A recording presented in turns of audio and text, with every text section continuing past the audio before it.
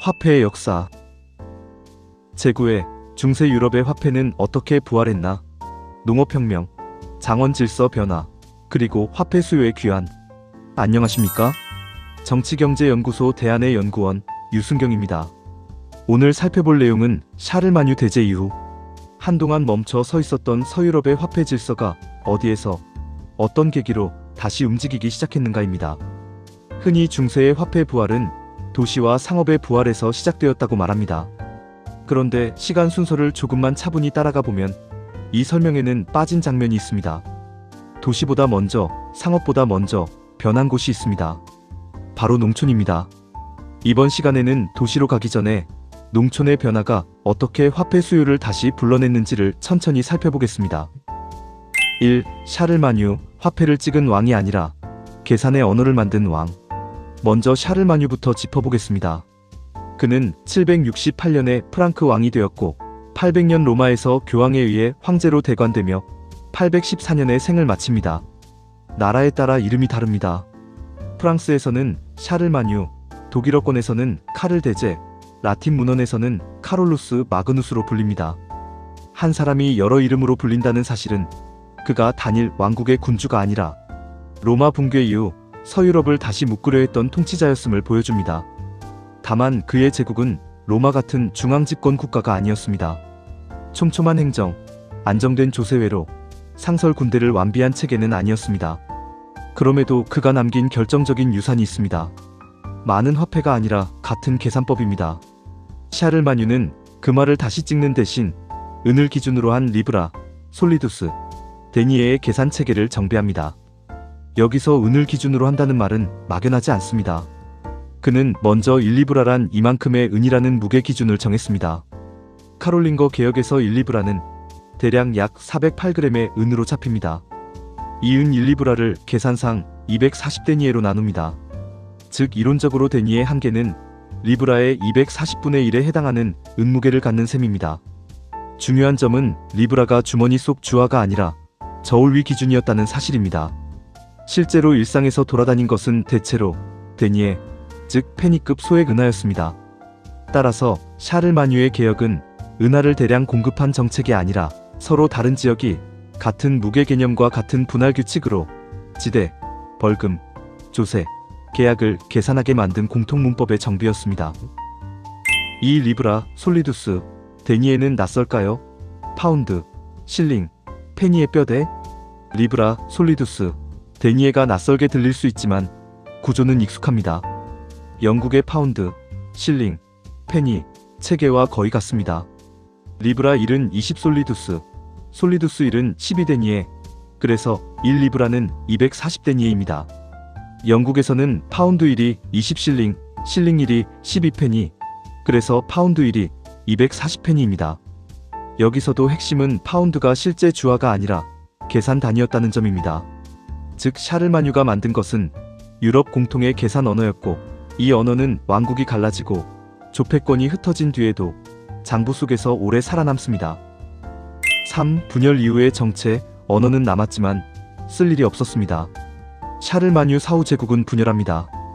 843년 베르댕 조약으로 서프랑크, 동프랑크, 중프랑크로 나뉩니다. 정치는 갈라졌지만 계산의 언어는 남았습니다. 그런데 문제는 그 언어를 사용할 만큼의 교환이 적었다는 점입니다.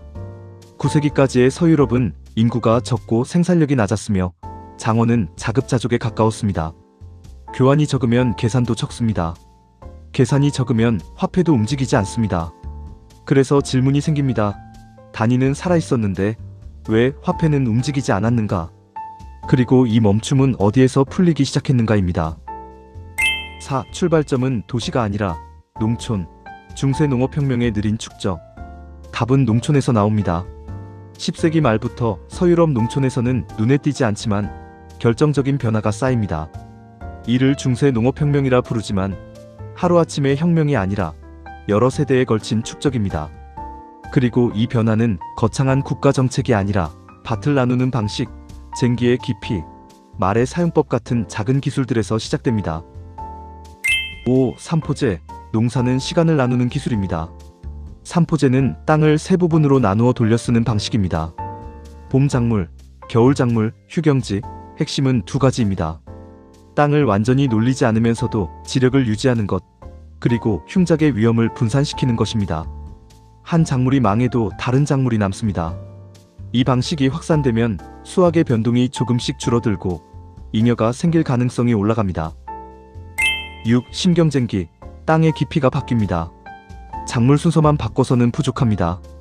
결정적인 변화는 얼마나 깊게 갈 수 있느냐에서 옵니다.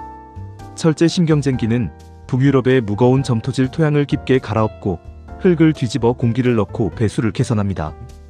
결과적으로 이전에는 활용하기 어려웠던 땅이 안정적 농경지로 바뀝니다. 농업 공간 자체가 넓어지고 생산력의 상한이 올라갑니다. 7. 말장구와 편자, 말이 농업, 운송 엔진이 됩니다. 하지만 심경쟁기는 너무 무겁습니다. 소만으로는 한계가 있고 말이 필요해집니다. 여기서 말장구 혁신이 등장합니다. 기존의 말목걸이는 목을 조여 숨을 막았지만 새로운 말목걸이는 힘을 목이 아니라 가슴으로 분산시켜 말이 더 큰 힘을 오래 낼 수 있게 합니다. 그리고 편자가 더해집니다. 편자는 말굽에 신기는 쇠신발입니다.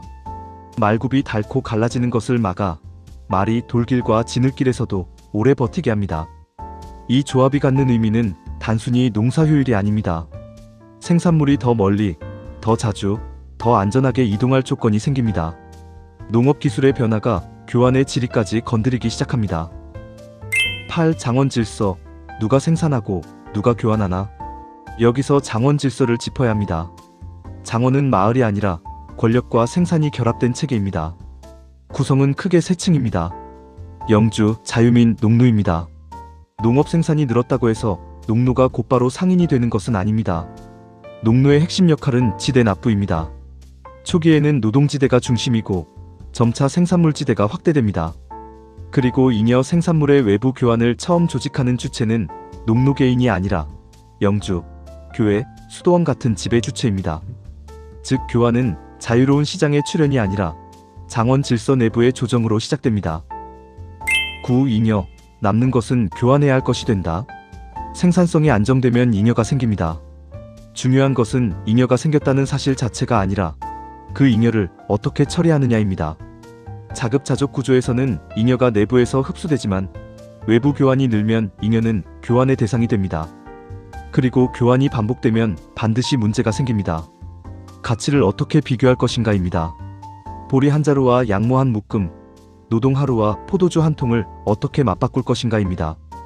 이 지점에서 화폐가 다시 필요해집니다. 이 화폐 수요는 위에서 명령한 것이 아니라 아래에서 필요해진 것입니다. 10. 인구 회복, 화폐의 양이 아니라 회전이 달라지다. 여기에 인구 회복이 더해집니다.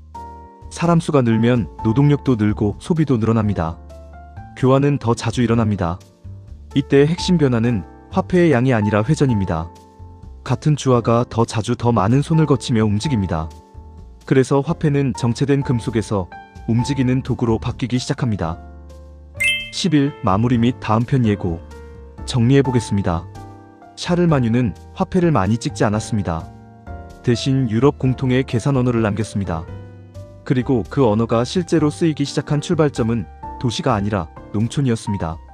삼포제, 심경쟁기, 말장구와 편자가 생산을 안정시키고 이동을 늘렸고 잉여는 정산을 필요로 했으며 인구 회복은 교환의 반복을 만들었습니다.